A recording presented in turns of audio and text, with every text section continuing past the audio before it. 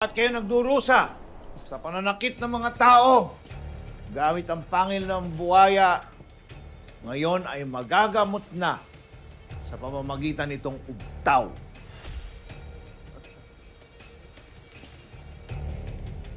Manong Nando, totoo po ba yan? Pwede po ba niya mapagaling ang ubtaw yung mata ko? Sige, simulan natin sa'yo. Tingnan natin kung totoo nga itong ubtaw.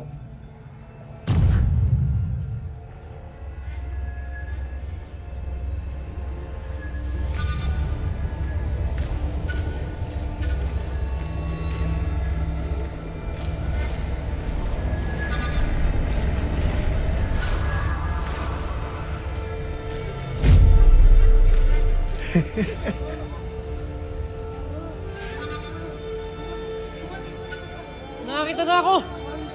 Manong Nando, nakakita na yung kaliwang mata ko! Mga kasama, nakikita ko na kayo! Tingnan nyo, nakakita na ako! Ang linaw ng paningin ko! Oo!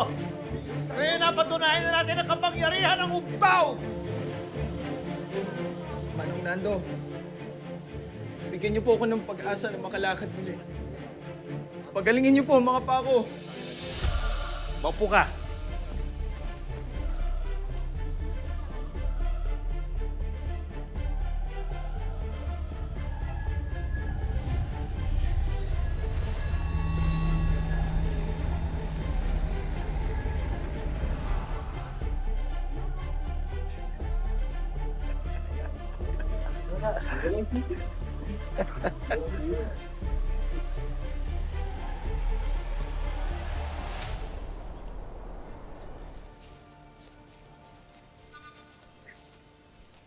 Sino may gawa sa inyo?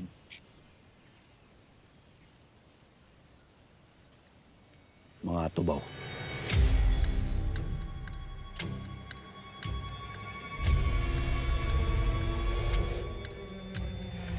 Ang mga tubaw na sumugod sa presinto at sa bahay namin,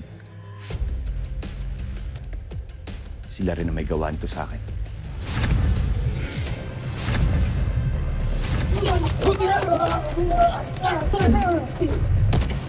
Tapusin na natin yan! Manggil! Saan ko kayo?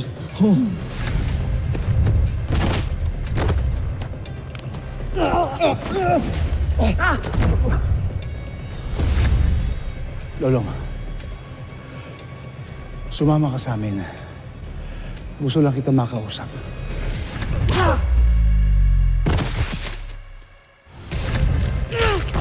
Sinabi kong lubayan mo na ang kapo ko! Tia Ines, sinabi sa akin ng isang katubaw na kalaban ko na siya raw ay lolo ko at apo niya ako.